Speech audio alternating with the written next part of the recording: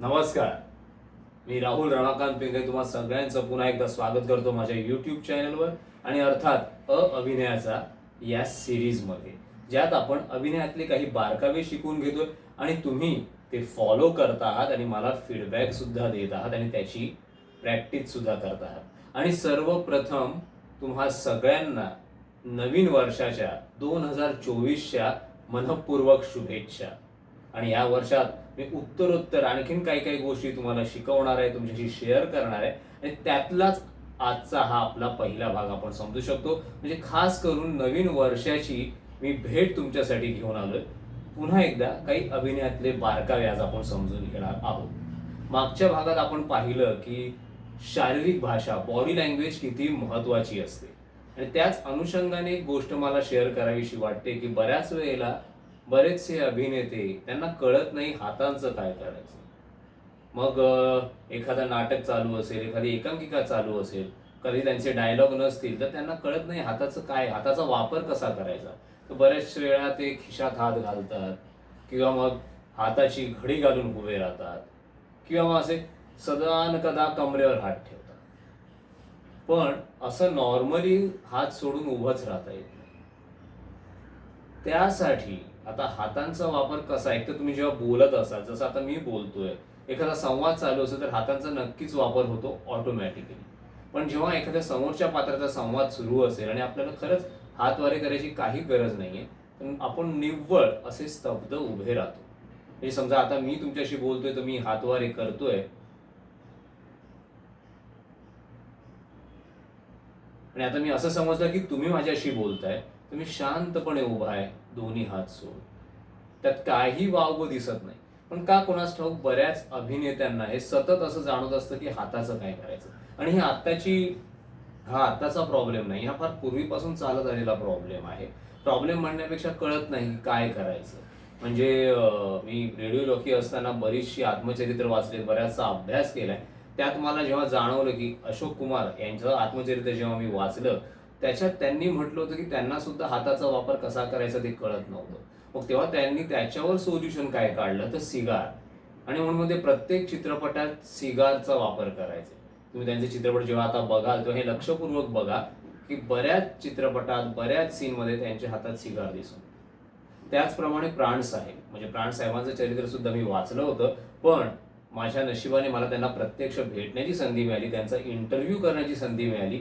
त्यावेळी सुद्धा त्यांनी हे सांगितलं होतं की त्यांनाही तेव्हा हाताचा वापर कसा करायचा हे कळायचं नाही. तेव्हा त्यांना तसं मार्गदर्शन लाभलं नाही, म्हणून त्यांनी सुरुवातीला सिगारचा वापर केला होता.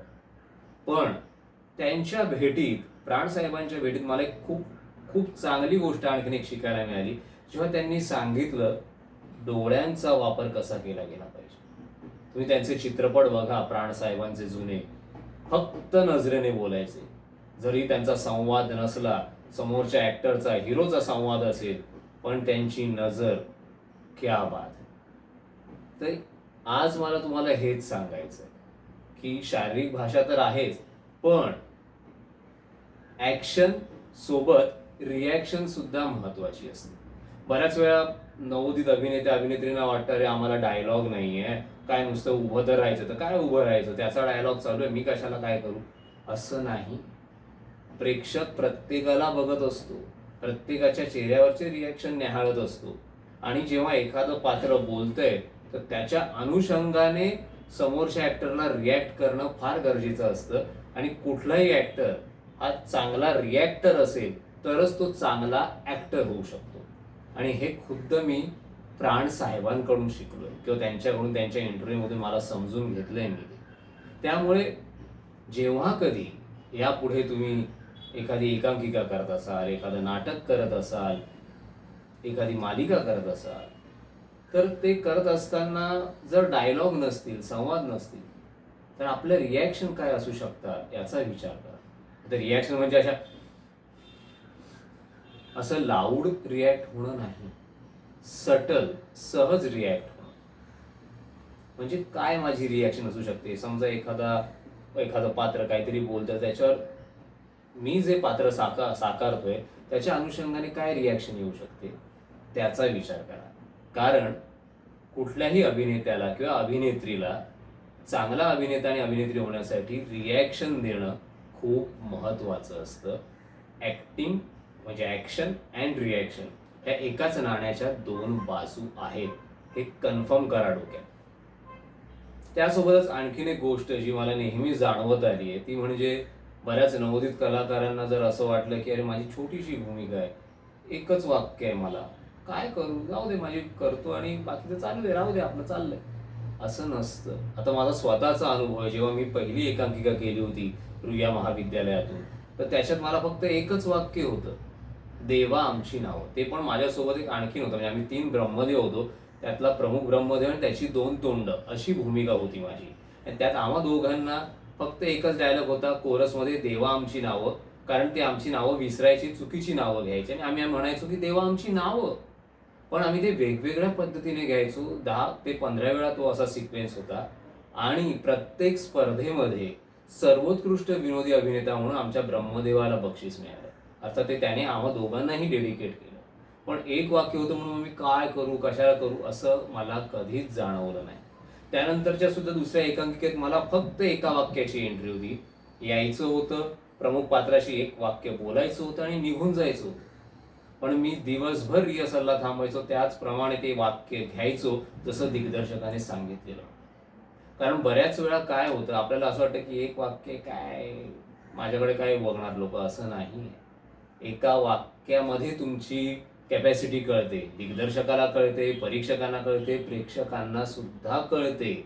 आणि अशी बरीच उदाहरणं आहेत ज्यांनी फक्त एका एंट्रीत वेगवेगळ्या स्पर्धांमध्ये पारितोषिकं मिळवलेली आहे. सो कधीही असे हिरमुसून जाऊ नका की यार माझी भूमिका छोटी आहे मग मी काय करू. भूमिका छोटी किंवा मोठी नसते, ती कशी साकारायची ते आपल्यावर असतं. जर आपण ती भूमिका चोख बजावली तर ती छोटी असो तरी ती लक्षात राहते. याच संदर्भातलं एक खूप मोठं उदाहरण मी तुम्हाला सांगेन. म्हणजे आपण सगळे चित्रपट बघतो आणि खास करून शोले हा चित्रपट मला तर वाटतं जवळपास सगळ्यांनी बघितला असेल. सगळ्यांनी बघितला असेल कारण तो तितका लोकप्रिय आहे, त्यातले संवाद तितके लोकप्रिय आहेत. पण त्यातल्या भूमिका पण बघा, सगळ्या लक्षात राहतात लोकांच्या. तरी सुद्धा त्यातल्या काही छोट्या भूमिका आहेत. जर तुम्ही लेन्सचा लांबीचा विचार केला, त्यातली एक भूमिका आहे असरानी साहेबांची, जी अगदी चित्रपटाच्या सुरुवातीला येते, अंग्रेजो के जमाने के जेलर.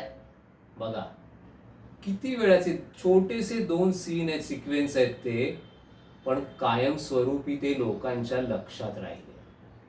तसंच सुरमा भोपाली हे पात्र जगदीपजींनी साकारलं.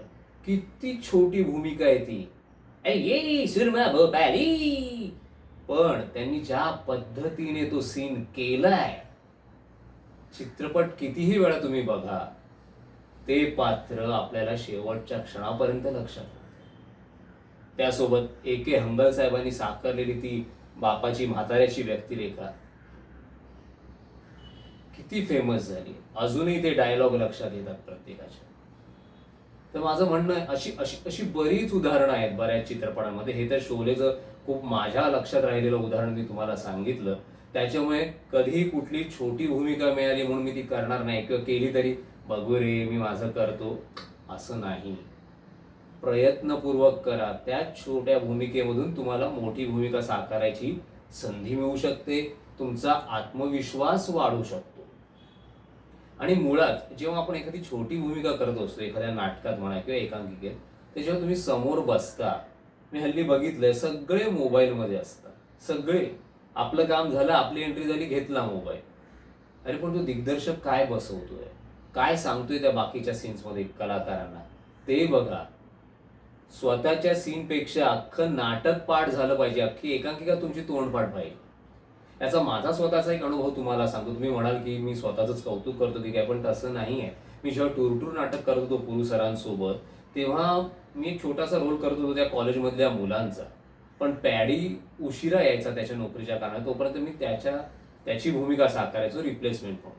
आणि एकदा असा प्रसंग घडला की त्या बाकीच्या मुलांपैकी एक कॅरेक्टर प्रयोगाला येऊ शकत नव्हतं. पण पुरू सरांना टेन्शन आलं नाही कारण मला अख्खं नाटक पाठ होतं, त्याच्यामुळे मी ते कॅरेक्टर सहज केलं.